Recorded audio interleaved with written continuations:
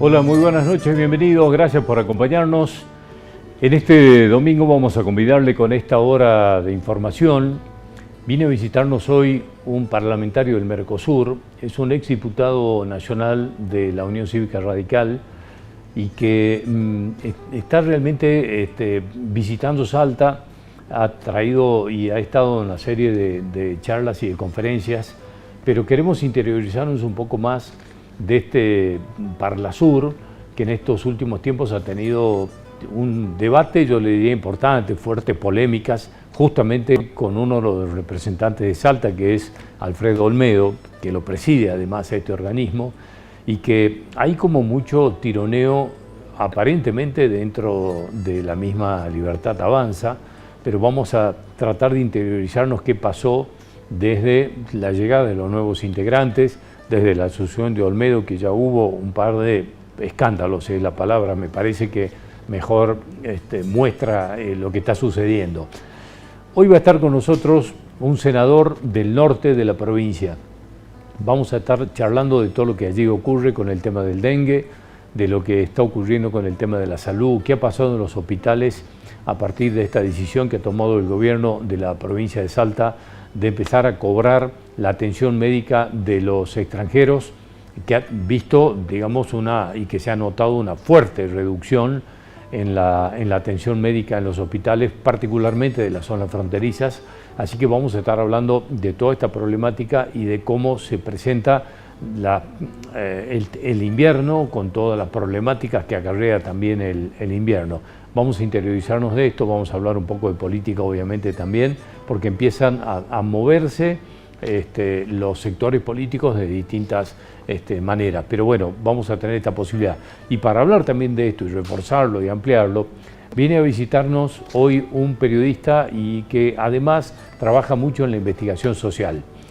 Vamos a tratar de entender un poco este momento político nacional y provincial, lo que ha ocurrido en la semana que ha terminado con este fuerte debate y polémica respecto del tema del denominado señor del tabaco, la polémica por las tabacaleras, por la ley que ha sacado el tratamiento del impuesto del tabaco y que ha generado una fuerte polémica que ha tenido fundamentalmente al gobernador de la provincia casi en el centro de la escena, no tan solo en Salta, sino en la Argentina. Así que estos son algunos de los temas que hoy le vamos a convidar para esta noche de domingo. Gracias por acompañarnos.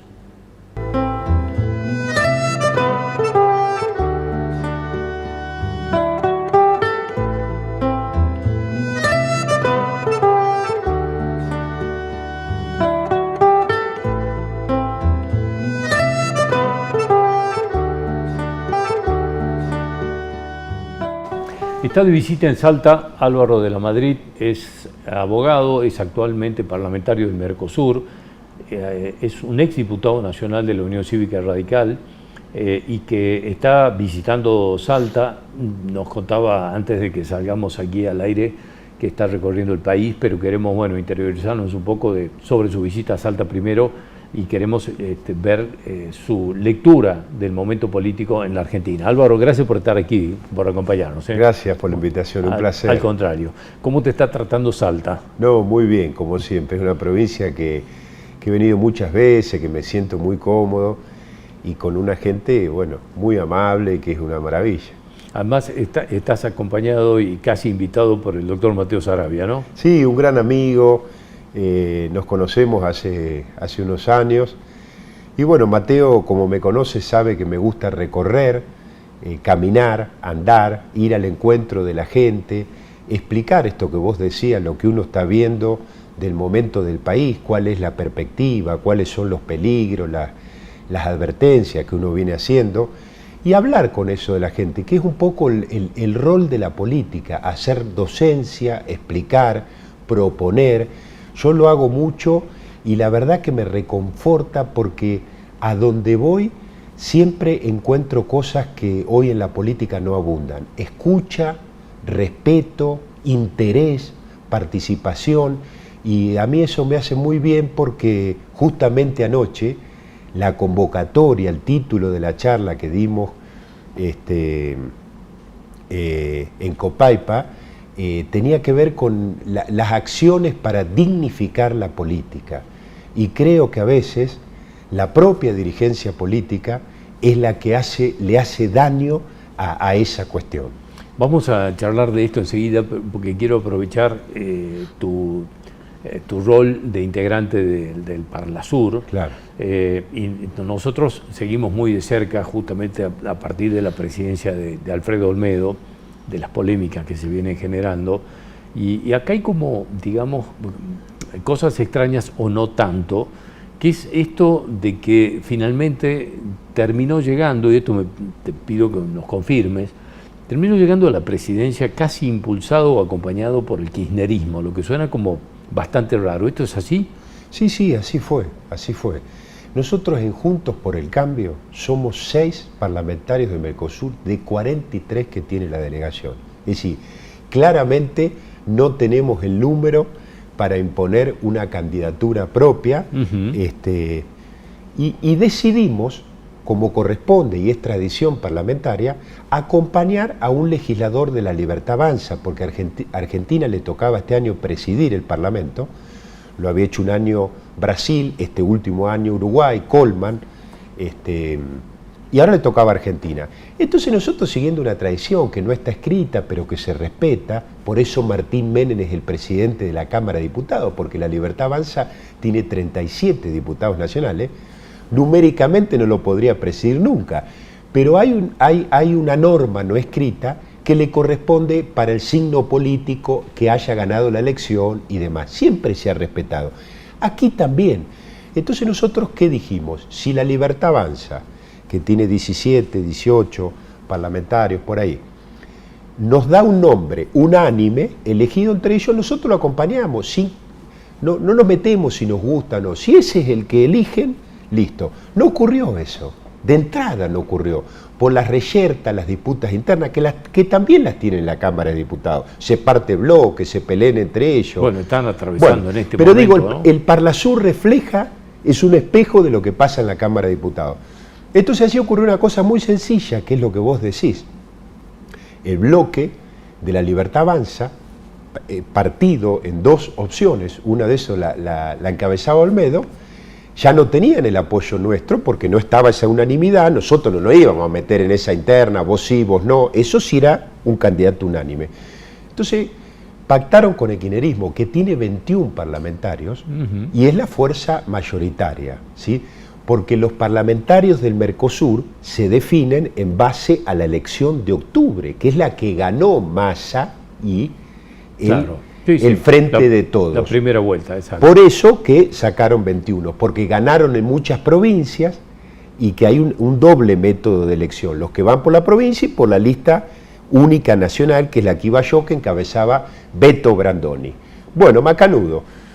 Entonces nosotros nos metimos en esa discusión y fue un bochorno. Y Olmedo es presidente del Parlasur por decisión del kirchnerismo, porque es quien lo avaló y quien lo hizo presidente. Es una cuestión absolutamente irrefutable y verdadera lo que te planteo. Yo aprovecho, digamos que sos testigo presencial de todo lo que allí ocurre, porque por lo menos de lo que se refleja, da la sensación que hay como un escándalo detrás de otro.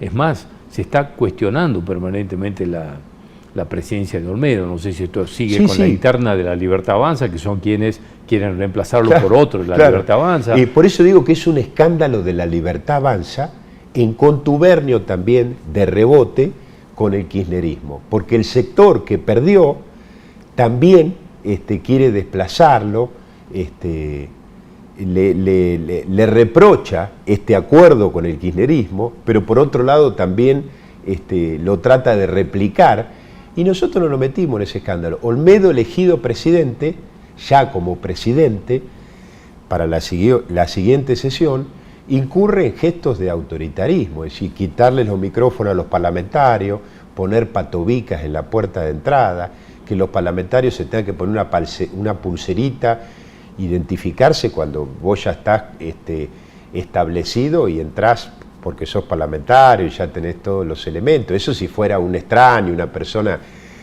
un asesor que quiere entrar, pero no es para el parlamentario, que ya tiene su silla, su banca, que lo conocen, que está registrado. Bueno, entonces eso generó un enojo extra, ya no en la delegación argentina, que venía con estas internas, que te cuento y demás, de la Libertad Avanza, sino en las delegaciones extranjeras, que lo tomaron muy a mal eso, porque no venía ocurriendo, no era así.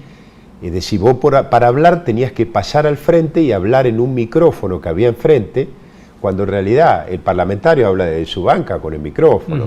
Pero eso era una maniobra un poco para cercenar la opinión, para obstaculizarla, para crear un problema, ¿viste? Bueno, entonces, de escándalo a escándalo, pero la responsabilidad de eso la tiene la propia Libertad Avanza y el kirchnerismo, que se ha valido de esa situación para sacar provecho y elegir ellos a cuál de la Libertad Avanza iban a avalar para hacerlo presidente, y decidieron que sea Olmedo. Bueno, esto, digamos, y a partir de lo que está ocurriendo también en la Cámara de Diputados, lo que ocurrió con la Comisión de Juicio Político, perdón, esto que está pasando. Sí, con Pagano, la Comisión de Juicio Político. Bueno, que es otro escándalo, digamos, dentro de la misma Libertad Avanza. Extraño en quienes, digamos, han predicado y vienen predicando contra la política en términos generales, lo convierten en casta, etcétera, etcétera.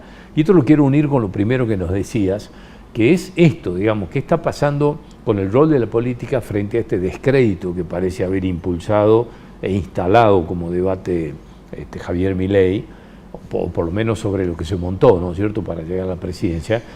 ¿Cómo lo ven ustedes y qué se hace frente a eso desde la política tradicional? Mira, a la primera, lo que está ocurriendo en la Libertad Avanza, yo lo dije en la campaña, solamente tengo que remitir al archivo de mis declaraciones. Dije, si Milei es presidente, cuando quiera llevar una iniciativa de gobierno, lo primero que va a tener que hacer es convencer a su propia tropa, como dando a entender que ni siquiera la iba a tener garantizada. Y eso tiene una explicación muy sencilla, que también lo dijimos en la campaña. Y es real, esto no es una chicana, esto uno lo dice desde un lugar dramático de lo que está ocurriendo en la política argentina. Hicieron un armado de listas, ¿sí?, con un rejunte de kirchneristas, de masistas, de dirigentes políticos sin tradición, no parlamentaria, política, y esto se ve, el amateurismo, la improvisación, la desfachatez que se exhiben en esos espacios institucionales, Cámara de Diputados, Parlasur, daña a la política, pero también daña a la política, y yo te lo digo como radical, quienes no dignifican la política ejerciendo un rol de opositor que no sea culposo, ¿sí?, que no sea acomplejado, como pidiendo permiso, y eso ocurre porque hay personas que están en importantes lugares desde la oposición, pero que no tienen una credibilidad porque tienen un vicio de base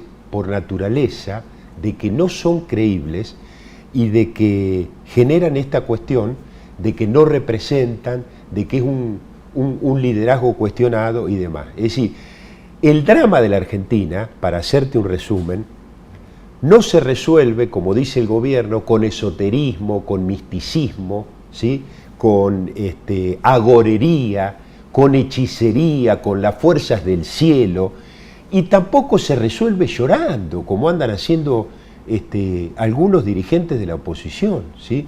Entonces, hay un drama en la Argentina. Yo presenté un proyecto, esto es muy importante lo que te voy a contar, en el 2021 para prohibir el transfugismo mediante una ley.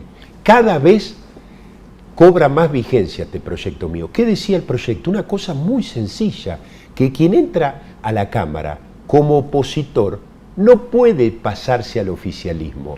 Y viceversa, quien es oficialista no puede pasar al bloque opositor. Vos podés partir el bloque de la oposición, armar un bloque aparte, macanudo. Estás en el equipo o en el lugar de la oposición.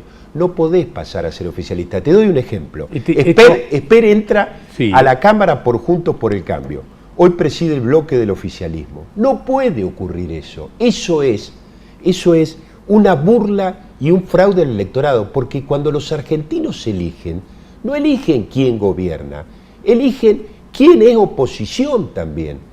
Y hay que honrar y dignificar esa tarea. Esto lo podríamos significar como que las bancas pertenecen más al sector político que a quienes están sentadas ahí. Sí, pero no es esa la discusión que yo planteo, que es interesante, si la banca pertenece a la persona o al espacio político que lo elige. Yo digo otra cosa, porque esa es una discusión que hace una persona cuando se va de esa fuerza política, si tiene que renunciar o no. Yo estoy planteando una cosa más grosera todavía. Quien entra como opositor y se convierte en oficialista. Sí, sí, claro. ¿Sí? Es otra cosa, es otro el planteo. O al revés. O al revés, o al revés, claro, o al revés. Eso no puede pasar, eso no puede pasar. Entonces, bueno, nosotros... En algunas épocas eso se sintetizaba como la borocotización, ¿no? Claro, claro, por eso digo yo el transfugismo, el tránsfuga político. Mira, yo doy este ejemplo porque me gusta mucho, he viajado a Londres, lo he podido ver en vivo. En Inglaterra, está bien, tiene su tradición democrática, muchísimos más años que nosotros. Cuando llega el primer ministro, ¿sí? El primer ministro no va a bastardear a los diputados, a rigorearlos, a burlarse, a increparlos. Va allí sabiendo y respetando una institucionalidad que él va a dar explicaciones, que va a tener que responder preguntas, que va a ser interpelado y que eso está bien que suceda y lo acepta de buena gana desde Churchill para adelante, el que sea, sabiendo que eso es así. Y el opositor es opositor. Ser opositor no es una pose, no es un rol, ni siquiera es una tarea, es un órgano institucional de la democracia y hasta constitucional, te diría, ¿sí? Entonces, yo veo hoy en la Argentina, por eso que venimos a dar esta charla, planteamos algo que los salteños ya conocen, como conocen todos los argentinos, mis advertencias al gobierno en su poca voluntad de lucha contra la corrupción y a favor de la transparencia, es decir, que el árbol de lo económico no tape el frondoso bosque de la corrupción, que entendamos que estamos muy mal económicamente porque el país ha sido saqueado, porque no puede haber impunidad en la Argentina, ni tabula rasa, ni la pacificación trucha de Cunio Libarona, ni olvido, ¿sí? Que no es cierto lo que dice el presidente, que no importa de dónde vienen o qué hayan hecho antes, que no está bueno que su discurso de Asunción haya dicho que no viene a perseguir a nadie. Se equivoca el presidente, tiene que perseguir a los ladrones que saquearon la nación. Es decir, estas advertencias que ha hecho uno de que no hay ajuste verdadero contra la política, que también es mentira, que es marketing, que es un show, que la cámpora sigue en el gobierno, que el kirchnerismo sigue manejando cajas millonarias, que no le han tocado nada de eso, que están dispuestos a pagarle el megafraude y el ardid de Zanini en YPF de 16.100 millones de dólares y que el único ajuste real lo han hecho sobre los jubilados, la clase media y los trabajadores. Esto que yo te digo, que parece que fuera una persona que está viendo una realidad distinta, lo que sea, es absolutamente verosímil, no es una subjetividad mía. Y la política y la oposición anda con miedo, que no lo digo, que no me van a dar esto, que se va a enojar el presidente. Mirá, el presidente cuando fue candidato en un programa importante, la nombro con Viviana Canosa, dice: yo odio a los radicales, los denosto, le tiro dardos a un cuadro de Alfonsín. Ahora respeto y valoro a dos radicales, dijo, de la Madrid Petri, hasta me nombró primero. Mira, para mí sería mucho más sencillo si yo fuera un acomodaticio que pensara en la mía, en mi interés personal y no en el país, no decir nada, callarme la boca, estaría bien con Milei. Hoy están enojados conmigo, ¿viste? Milei, Karina, que se enojen. Yo estoy haciendo lo que tengo que hacer, Alberto, lo que debo hacer. Te agradezco muchísimo, se nos ha cortado el tiempo lamentablemente, Bueno. pero te agradezco muchísimo que nos hayas acompañado y siempre son importantes estas visiones que podemos tener de la realidad argentina. Yo te agradezco. Al contrario, muchas gracias por venir. Muchas Hasta cualquier gracias. momento.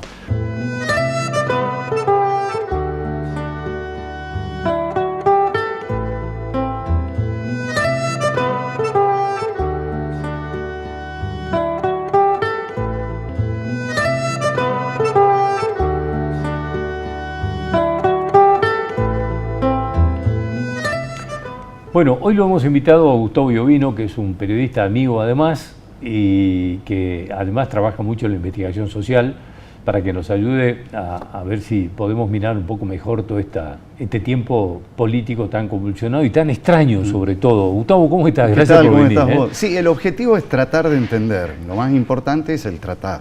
Sí, porque digamos, tratamos de lograr entender, ¿no? Tratamos el tratamiento, y bueno, es un juego de palabras, pero en definitiva esto es un tiempo extraño, ¿no? Lo primero y principal es que han cambiado abruptamente las categorías de análisis, ¿no?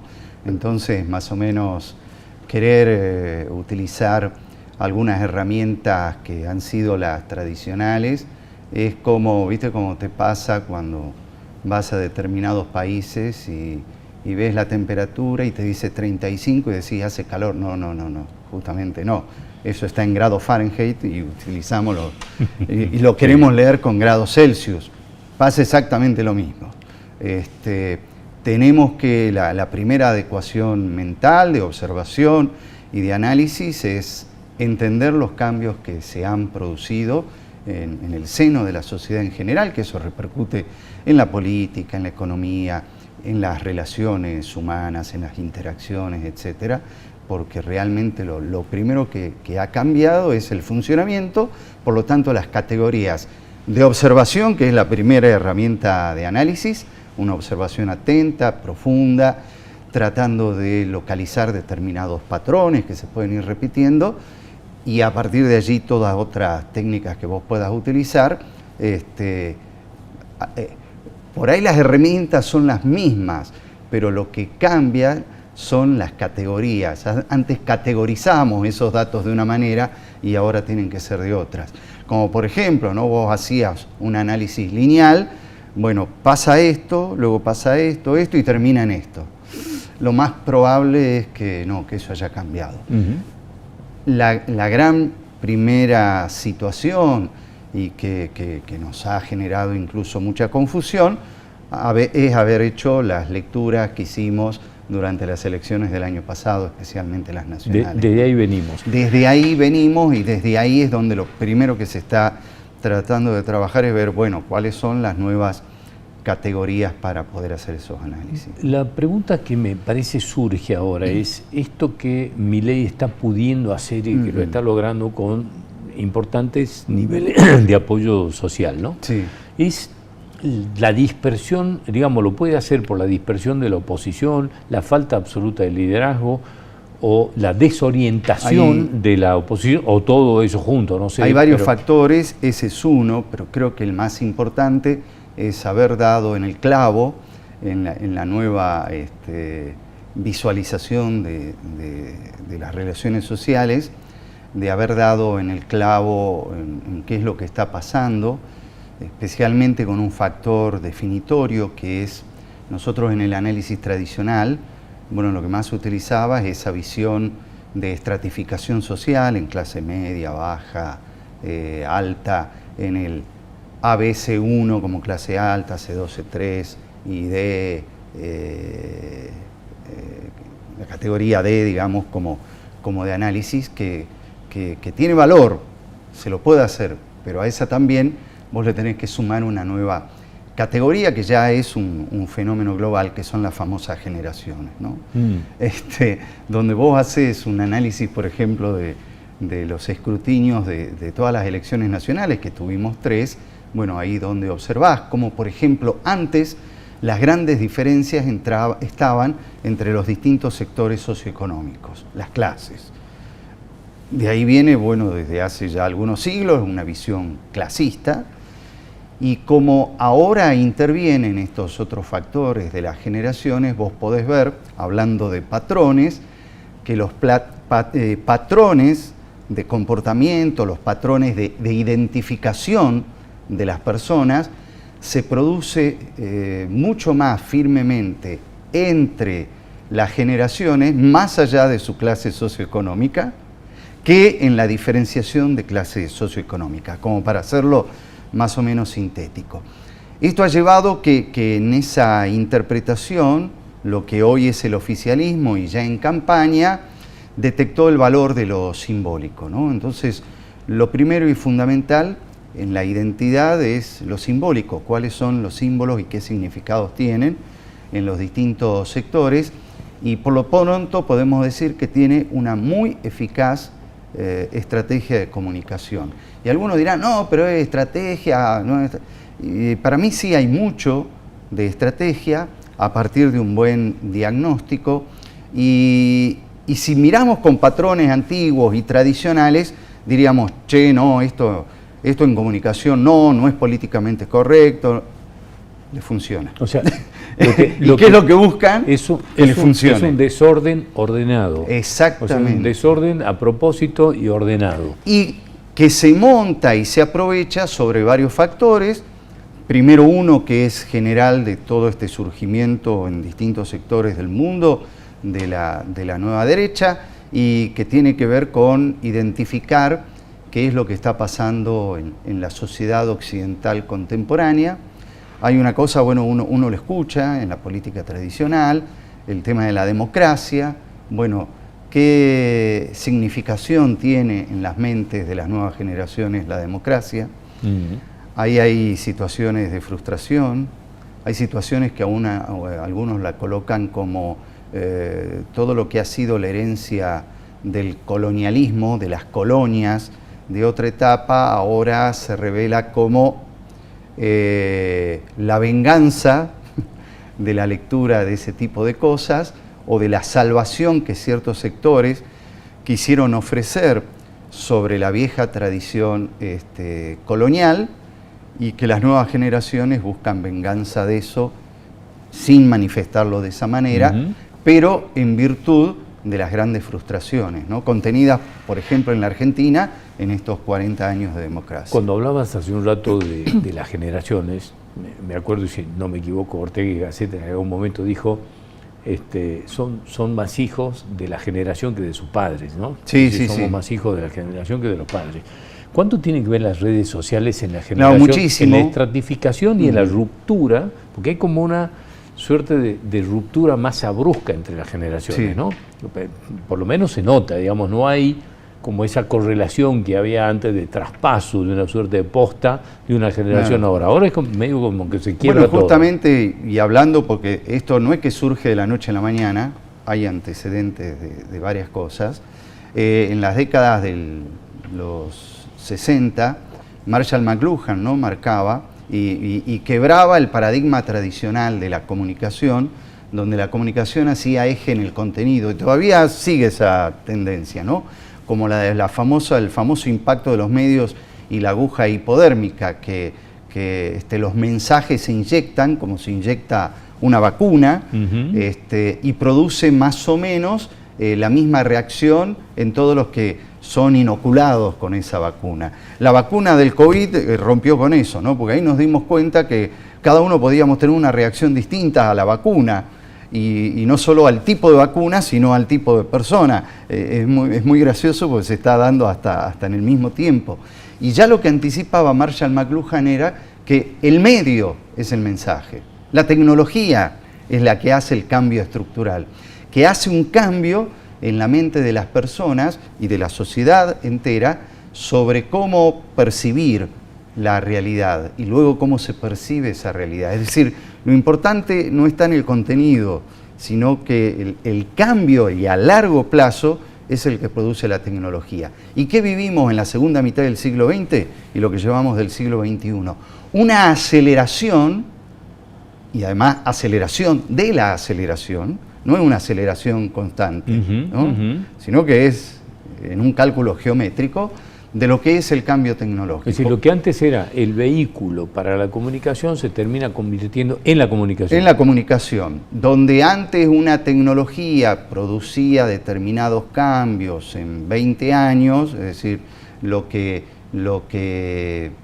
llevó desde la primera película que estuviera en las primeras salas y sea una cuestión masiva, o que la radio desde las primeras experiencias de Marconi y de otros llega a tener una audiencia masiva, te llevaba décadas. Hoy, en el año 2022, en diciembre, a vos te largan la inteligencia artificial, que ya existía hace 50 años, pero te largan la inteligencia artificial generativa y de contenidos. Es una particular. Pasó 1 año y meses. Claro, sí, sí. Y si vos te pones a pensar, che, es como que pasó mucho tiempo.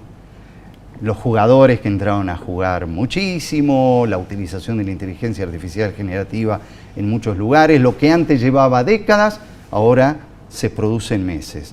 Entonces, el impacto de ese cambio tecnológico tiene una marca que es la aceleración.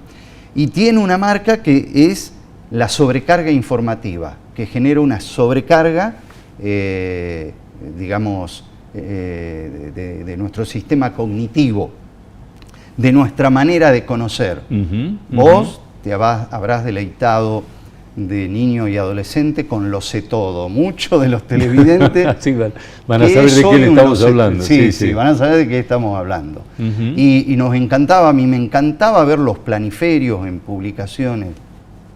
Hoy te dirían, ¿de qué me estás hablando? Entrá a Google Maps, Google Earth, el Street View, que te permite incluso tener experiencias semi-inmersivas, donde gran cantidad de información, imposible que nosotros la podamos procesar, ni siquiera archivar, menos aún reflexionar sobre ella, es imposible alcanzar esa totalidad, cuando hace 30 años el dato, la información que te decían, la información es poder, la información es poder porque la información es escasa, tiene mucho valor.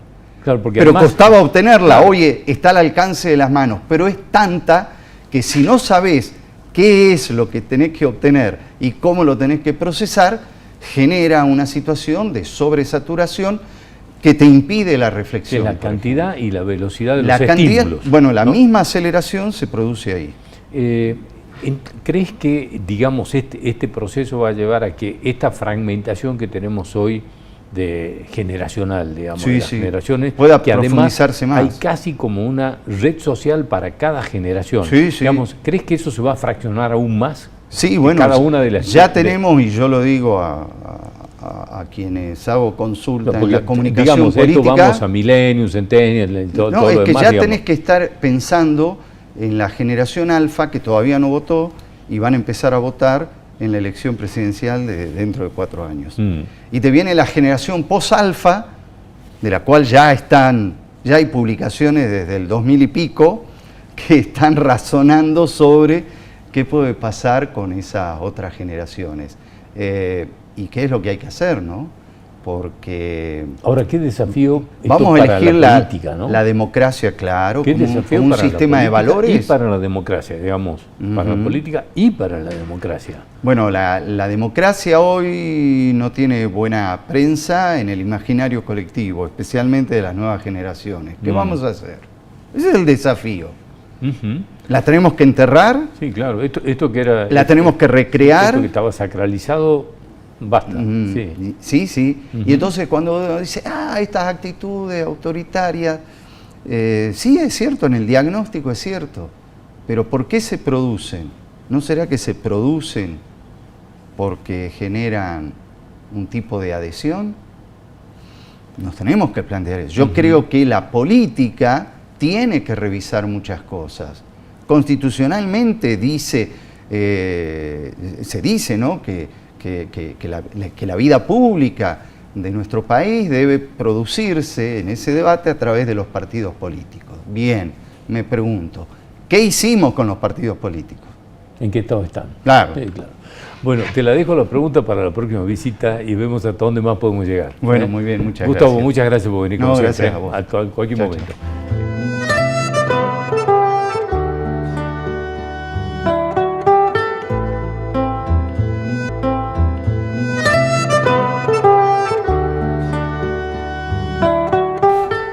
Con el senador Pailer queremos hoy interiorizarnos un poco de qué está pasando en el departamento San Martín, este segundo conglomerado más importante junto con Orán, creo que están ahí, entre segundos y terceros de la provincia, cómo están atravesando esta situación del dengue, cómo están atravesando la situación de las tarifas de la energía eléctrica, entre otras cosas que vamos a charlar hoy día. Como siempre, gracias por venir, senador, muy amable. No, gracias a ustedes, muy buenas tardes y bueno, agradecerle por el espacio y un saludo a toda la teleaudiencia. Aprovecho su condición de médico para preguntarle cómo están atravesando en aquella zona el tema del dengue, cómo están pasándola.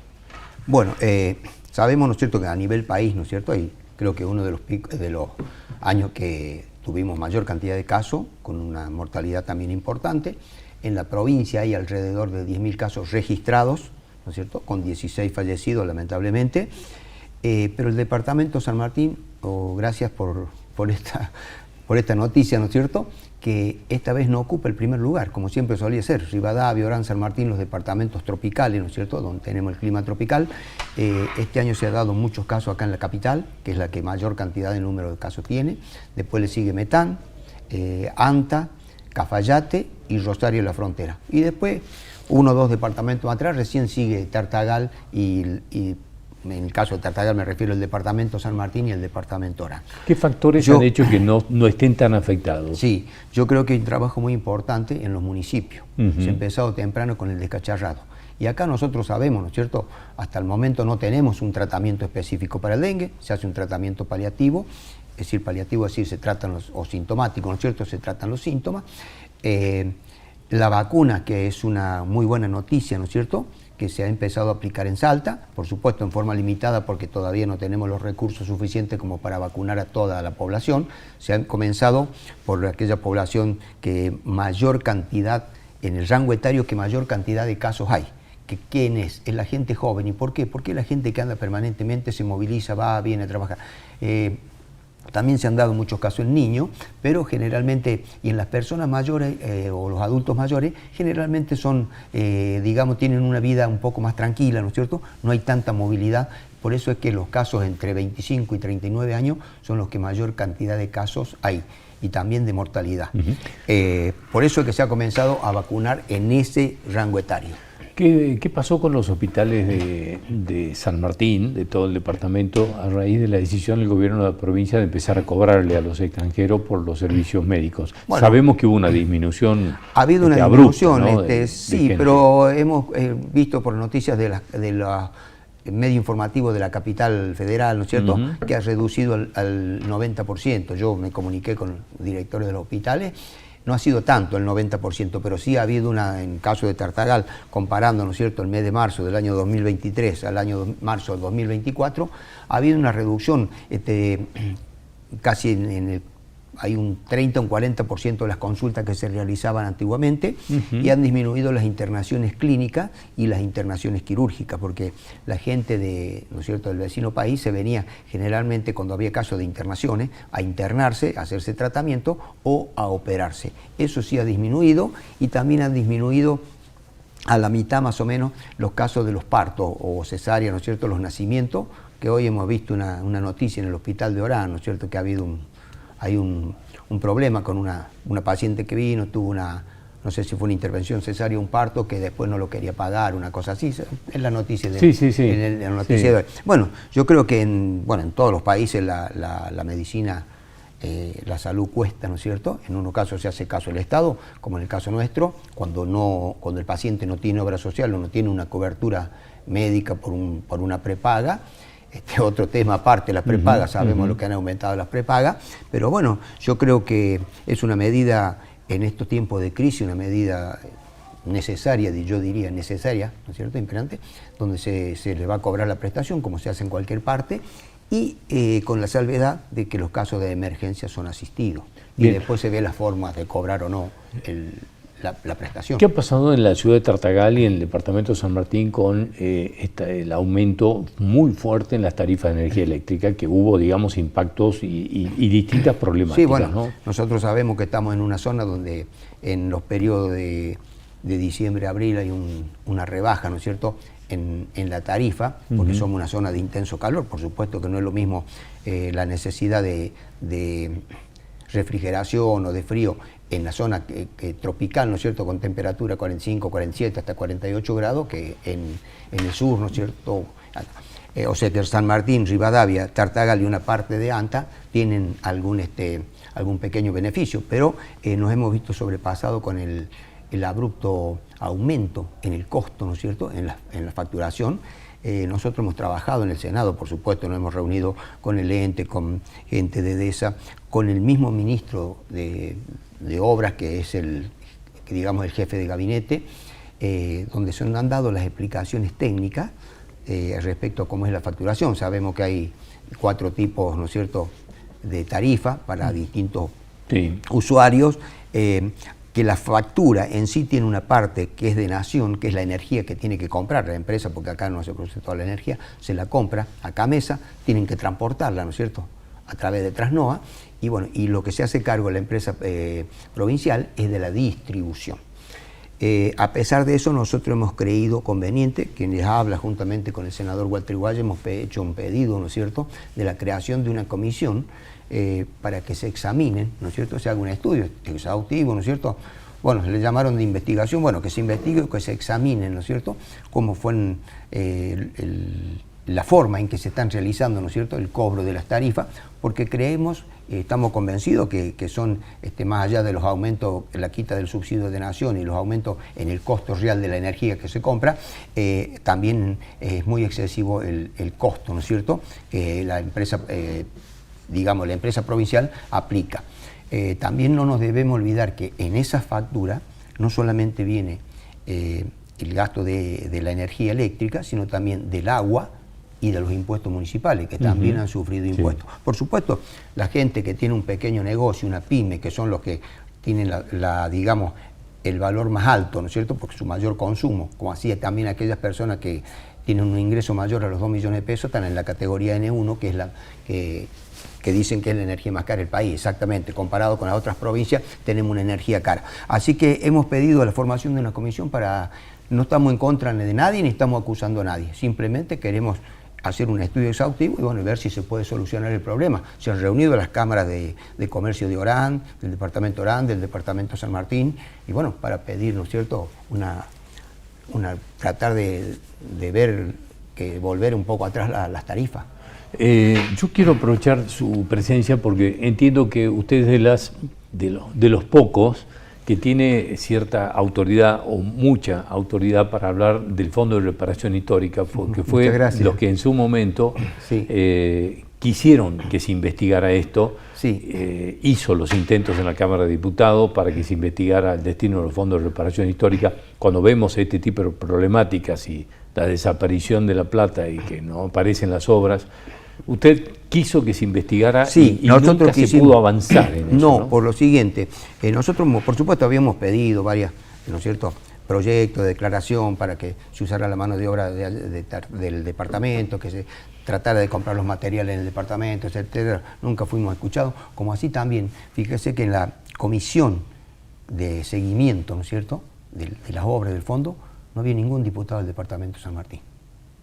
Cuando había una concentración importante ahí, ¿no? De la mayor cantidad. Hubo de Orán, de Rivadavia, solamente el senador ocupó en ese momento, y aparte nosotros los reclamos que hacía realmente no eran atendidos. Hoy ese fondo de reparación histórica ha sido saldado, este gobierno saldó la cuenta. Pero hubo que pedir otro crédito. Después, como las obras no se hicieron, se pidió otro crédito, que fue el Fondo del Bicentenario, que es el que hoy en día estamos en problema para pagar, porque es un préstamo que se paga en 24 cuotas, y está el gobierno, el Ejecutivo, ha ido a la Cámara de Diputados, seguramente la semana próxima van a venir a la Cámara de Senadores a explicar cuál es el motivo, cuál es la operatoria y para qué van a hacernos este crédito. Claro, les recordemos a la audiencia que como desapareció la plata del Fondo de Reparación y las obras histórica, no aparecieron. Las obras no estaban, También desapareció la plata, se pidió otra plata, otro crédito que se llamó del Fondo del Bicentenario para pagar la plata que había desaparecido. Correcto. Y ahora los salteños seguimos pagando porque este gobierno tiene que seguir pagando esa hipoteca que dejó Urtubey, por eso están pidiendo un nuevo crédito para pagar el crédito del Fondo de Reparación Histórica está saldado. Y ahora, ¿no es cierto? Bueno, queda este otro, y bueno, nosotros sabemos cuál es la quita de recursos de nación a provincia, y bueno, no está en condiciones, si bien la provincia está equilibrada, ¿no es cierto?, económicamente, se están pagando los sueldos, hay equilibrio fiscal, pero no tenemos no tiene, digamos, la provincia la capacidad económica financiera para hacer cargo de este préstamo. Por eso es que se está viendo de refinanciarlo. Cuando uno piensa en la plata digamos, que desapareció primero, ¿no?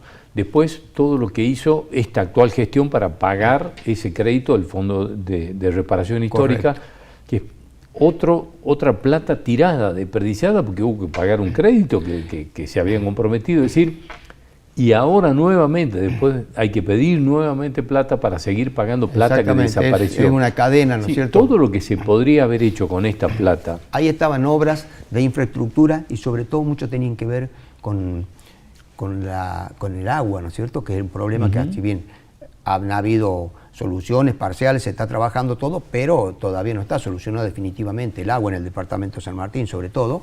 Y una obra que fue emblemática fue la ruta, ¿no es cierto?, que se hizo desde la ruta 34 a la altura de Aguaray hasta Santa Victoria, la ruta provincial 57, 54, bueno, que estaba tasada en 500 millones de pesos y se pagó 1.500 millones, así que 3 veces más el costo de que estaba, y eso se llevó, según dicen teóricamente, gran parte de los fondos, ¿no es cierto?, de las obras, pero una obra que estaba pactada, ¿no es cierto?, presupuestada en 500 millones de pesos, se le terminó pagando más de 1.500 millones. ¿No? La verdad que nos hubiese gustado haber tenido la posibilidad para poder investigar. Lo increíble es que la justicia nunca haya dicho nada en este sentido, ¿no? Sí, lamentablemente así fue. ¿Y qué opinión le merece a usted cuando ve que Juan Manuel Urtubey ahora, después de todo esto, está intentando ser candidato a senador nacional? ¿Qué le provoca esa posibilidad o ese intento de ser candidato? Bueno, yo creo que